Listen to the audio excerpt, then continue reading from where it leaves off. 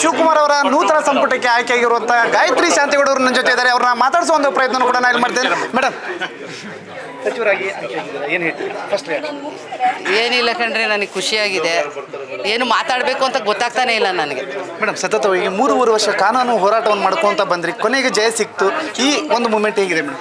4.5 ವರ್ಷದಿಂದ ಕಾನೂನು ಹೋರಾಟದಲ್ಲಿದ್ದೆ. ನನಗೆ ನನ್ನ ನಾಯಕರುಗಳು ನಿನ್ನ ಕೋರ್ಟಿಗೆ ಹಾಕೋ ಗೆಲ್ತೀಯ ಅಂತ ಹೇಳಿದರು. ಅದು ರಿಸಲ್ಟ್ ಬಂದಿದೆ.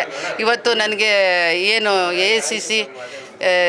AICC ಅಧ್ಯಕ್ಷರಾದ ಮಲ್ಲಿಕಾರ್ಜುನ್ ಖರ್ಗೆ ಅವರು, ರಾಹುಲ್ ಗಾಂಧಿಯವರು, ಸೋನಿಯಾ ಗಾಂಧಿಯವರು, ಪ್ರಿಯಾಂಕಾ ಗಾಂಧಿಯವರು ನನ್ನನ್ನು ಗಮನದಲ್ಲಿಟ್ಕೊಂಡು ಈ ಕೆಲಸವನ್ನು ಮಾಡಿದ್ದಾರೆ.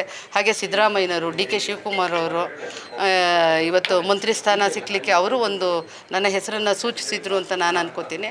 ಅದರಿಂದ ಇದು ಒಳ್ಳೆಯ ಫಲಿತಾಂಶ ನನಗೆ ಬಂದಿದೆ. ಅದರಿಂದ ನಾನು ಭಾಳ ಖುಷಿಯಾಗಿದ್ದೀನಿ. ಮೇಡಮ್, ಮಹಿಳಾ ಶಾಸಕರ ಪೈಪೋಟಿ ಸಾಕಷ್ಟು ಇತ್ತು, ಅದರಲ್ಲೂ ನಿಮಗೂ ಒಲಿದಿದೆ. ಯಾವ ಖಾತೆ ನಿರೀಕ್ಷೆಯಲ್ಲಿದ್ರಿ? ನಾನು ಯಾವ ಖಾತೆ ಅಂತಲೇ ಯಾವ ಖಾತೆ ಕೊಟ್ಟರು ನಿರ್ವಹಣೆಯನ್ನು ಮಾಡ್ತೀನಿ. ಮೇಡಮ್, ಕೊನೆಯದಾಗಿ ನಿಮ್ಮ ಕ್ಷೇತ್ರದ ಜನತೆಗೆ ಏನು ಹೇಳ್ತೀರಿ ಮೇಡಮ್? ನನ್ನ ಕ್ಷೇತ್ರದ ಜನತೆಗೆ ನಾನು ಕೃತಜ್ಞತೆಗಳನ್ನ ಅರ್ಪಿಸ್ತೀನಿ. ಯಾಕೆಂದರೆ ನನ್ನ ಬಗ್ಗೆ ಬಹಳಷ್ಟು ಕುತೂಹಲ ಮತ್ತು ಒಂದು ನಿರೀಕ್ಷೆಯನ್ನು ಇಟ್ಕೊಂಡಿದ್ದಾರೆ. ಗಾಯತ್ರಕ್ಕ ಏನಾದರೂ ಆಗಬೇಕು, ಪಾಪ ತುಂಬ ಕಷ್ಟಪಟ್ಟಿದ್ದಾರೆ. ಗಾಯತ್ರಕ್ಕ ಏನಾದರೂ ಆಗಬೇಕು ಅಂತ ನನ್ನ ಕಾರ್ಯಕರ್ತ. ಇದಾಗಿತ್ತು ಗಾಯತ್ರಿ ಶಾಂತೇಗೌಡ ಅವರ ಮಾತು. ಕ್ಯಾಮ್ರಾಮನ್ ಮದನ್ ಜೊತೆ ಹಜರತ್ನಾದ ವಾರ್ತಾಭಾರತಿ, ಬೆಂಗಳೂರು. ನಮ್ಮ ಕಾರ್ಯಕ್ರಮಗಳನ್ನ ನೀವು ನೋಡ್ತಾ ಇದ್ರೆ ನಮ್ಮ ಚಾನೆಲ್ ಅನ್ನ ಸಬ್ಸ್ಕ್ರೈಬ್ ಮಾಡಿ, ಪಕ್ಕದ ಬೆಲ್ ಐಕನ್ ಒತ್ತಿ ನಮ್ಮನ್ನ ಬೆಂಬಲಿಸಿ.